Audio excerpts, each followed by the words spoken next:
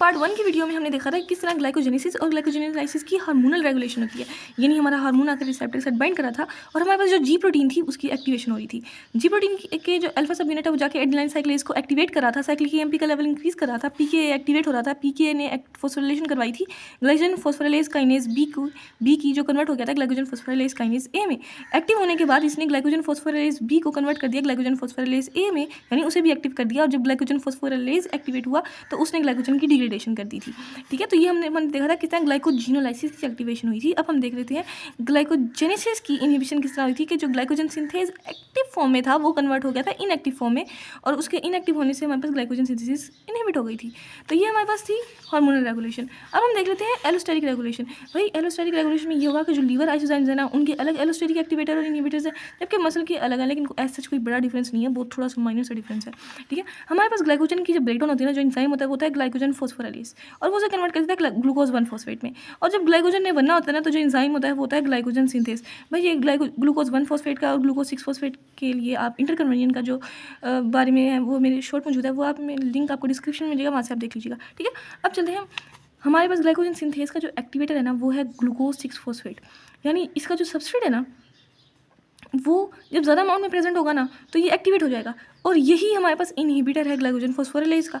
ठीक है, तो एक तो ये हो गया। दूसरा हमारे पास हो जाता है जब एटीपी का लेवल इंक्रीज करता है ना सेल में तो ग्लाइकोजन फॉस्फोराइलेज को इनहिबिशन हो रही है, यानी ग्लाइकोजन फॉस्फोराइलेज है वो खत्म हो रहा है, यानी ब्रेकडाउन कम हो रही है। ओके, और एक हमारे पास लीवर के आइसोजाइम्स में जो डिफरेंस है वो हमारे पास होता है ग्लूकोज का, यानी जब लीवर का केस होगा ना तो हमारे पास जो ग्लूकोज होता है ना वो हमारे पास एलोस्टेरिक इनहिबिटर होता है ग्लाइकोजन फॉस्फोराइलेज का। ठीक है, यानी ब्रेकडाउन को कम कर रहा है। तो लीवर आइसोजाइम्स हो गए। अब देखते हैं मसल आइसोजाइम्स की तरफ। मसल आइसोजाइम्स वही ग्लाइकोजन टूटेगा तो कौन एंजाइम होगा, ग्लाइकोजन फॉस्फोराइलेज, और अगर ग्लाइकोजन ने बनना होगा तो क्या होगा, हमारे पास ग्लूकोज 1 फॉस्फेट से बनेगा ग्लाइकोजन सिंथेसिस, ये ऊपर की तरफ होना चाहिए था। ठीक है, तो हमारे पास ग्लाइकोजन सिंथेज का वही जहाँ से ऊपर एक्टिवेटर था कौन था, ग्लूकोज 6 फॉस्फेट, वही हमारे पास नीचे भी एक्टिवेटर है, जबकि यही हमारे पास इनहिबिटर होता है किसका, ग्लाइकोजन फॉस्फोरिलेज का, यानी ब्रेक डाउन करने वाले एंजाइम का।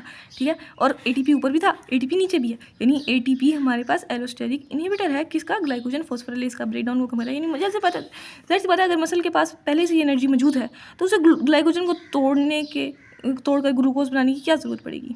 ठीक है ना, तो और अगर उसके पास उसका सबस्ट्रेट मौजूद है यानी ग्लूकोज 6 फॉस्फेट मौजूद है तो वो उसे क्यों तोड़ेगा, वो उस ग्लूकोज 6 फॉस्फेट से मजीद ग्लाइकोजन बनाएगा उस वक्त। ठीक है ना, लेकिन एक लिमिट तक बन सकता है, उसके बाद नहीं बन सकता। लेकिन यहाँ पर एक चीज़ डिफरेंस है, एएमपी, यानी मसल में ये होगा ना कि अगर बार बार कॉन्ट्रैक्शन हो रही है तो हमारे पास क्या होगा, एटीपी का लेवल डिक्रीज़ कर जाएंगे और एएमपी के लेवल इंक्रीज़ कर जाएंगे। ठीक है ना, तो एएमपी का जब लेवल इंक्रीज़ करता है तो वो हमारे पास ग्लाइकोजन फॉस्फोरिलेज की एक्टिवेशन करता है, यानी कहता है कि ग्लाइकोजन टूटने से ग्लूकोज 1 फॉस्फेट बनता है, ग्लूकोज 1 फॉस्फेट हमारे पास ग्लूकोज 6 फॉस्फेट में इंटर कन्वर्ट हो सकता है। ठीक है, जब ग्लूकोज 6 फॉस्फेट में इंटर कन्वर्ट हो सकता है तो ग्लूकोज 6 फॉस्फेट जाता है ग्लाइकोलाइसिस की तरफ, और वहाँ पर हमारे पास बनती है फिर एनर्जी रिलीज होती है जो कि हमारे पास फॉस्फोरिलेशन करवाती है। ठीक है ना, तो हमारे पास एटीपी का लेवल इंक्रीज़ कर जाता है दोबारा। ओके, तो छोटी सी वीडियो अगर अच्छी लगी हो तो लाइक कर दीजिएगा, चैनल को सब्सक्राइब कीजिएगा। Thank you so much.